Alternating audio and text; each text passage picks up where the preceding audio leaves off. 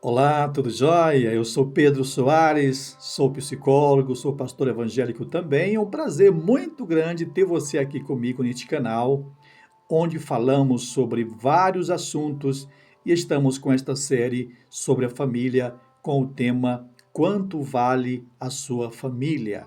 E hoje é o sexto vídeo e o tema deste vídeo é Educando com Amor, construindo gerações fortes. Quando nós educamos com amor os nossos filhos, nós estamos preparando para a vida, formando gerações, homens saudáveis, pessoas fortes, pessoas que vão construir também suas famílias de formas saudáveis, né?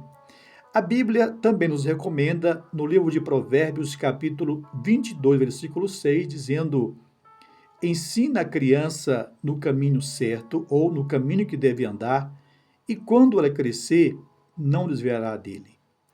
Aqui nós entendemos a importância de instruir, de ensinar a criança desde pequena, desde cedo, sobre os valores cristãos, os valores da família, os valores que são imprescindíveis para viver uma sociedade de respeito, de justiça, né, de fidelidade, de honestidade.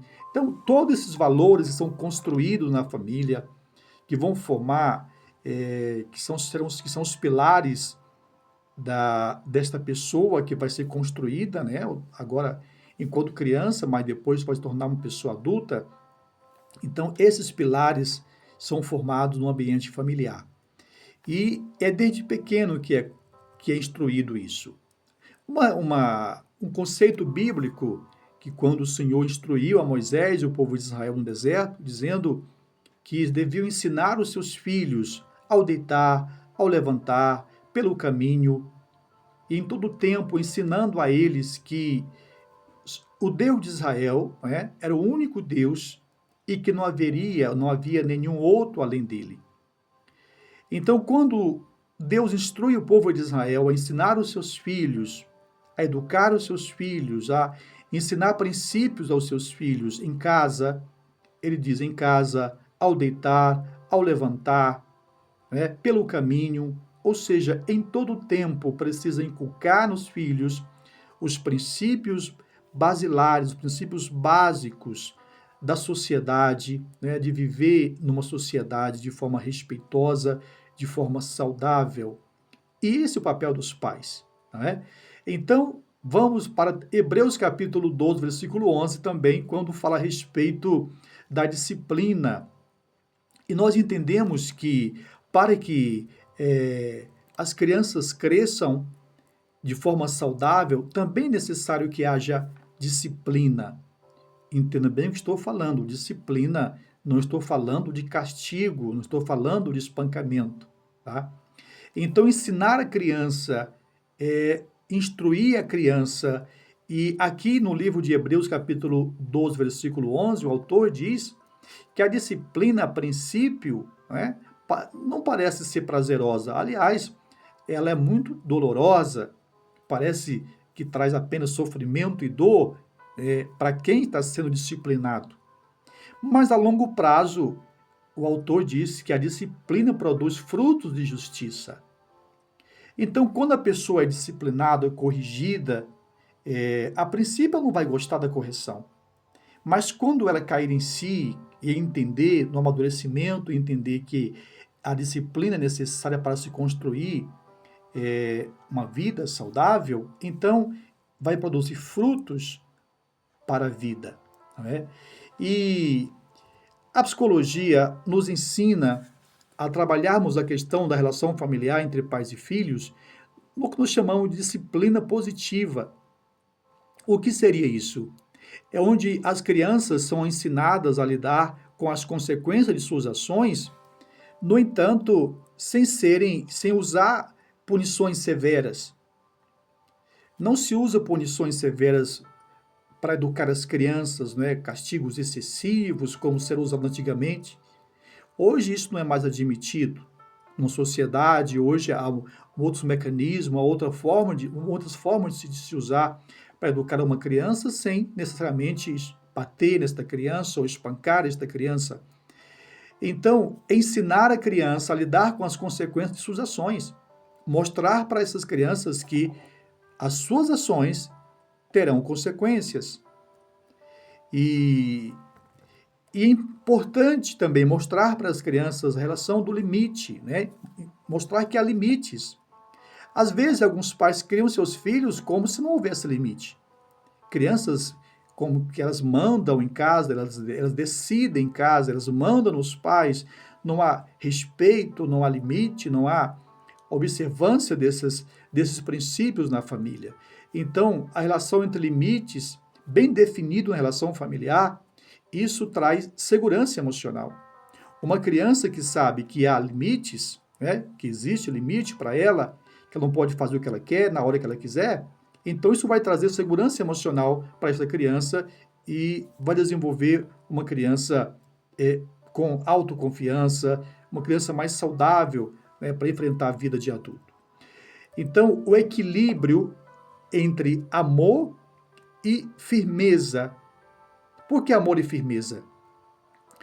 É necessário que haja esse equilíbrio. A criança precisa entender que ela é amada, que ela é aceita, mas também que há limites ali, que há uma firmeza, um não quando necessário dizer não. Isso vai criar adultos emocionalmente saudáveis. Havendo equilíbrio entre amor e firmeza na relação da educação entre os pais, né, os pais com os filhos, isso vai formar adultos emocionalmente saudáveis. Porque é necessário que haja, né, esse equilíbrio, essa balança entre o amor e a firmeza nas decisões. Agora, eu quero sugerir para você uma tarefinha de casa para você, como família. Primeira tarefinha de casa, acho que isso aqui é para os pais, né? Os pais responsáveis. Faça uma revisão dos métodos que você está usando para disciplinar os seus filhos. Caso você tenha filhos pequenos, em fase de educação, não é? Criança, adolescente, quais os métodos você tem usado para disciplinar e educar os seus filhos? Então, faça uma revisão. Comece a analisar se os métodos que você está usando estão surgindo efeito positivo ou não. São os métodos corretos ou não, tá? E agora, após fazer essa revisão, se você perceber que há uma necessidade de mudança, né, de adaptar esses métodos ou mudar esses métodos, então comece a implantar estratégias diferentes. Uma delas é o reforço positivo. O reforço positivo, quando a criança faz algo positivo, parabeniza, elogia, aplauda, né? Faça festa ali. Uau, que legal, meu filho, você fez algo. Olha, estou muito orgulhoso de você, tal. Então, isso vai trazer um reforço positivo para esta criança.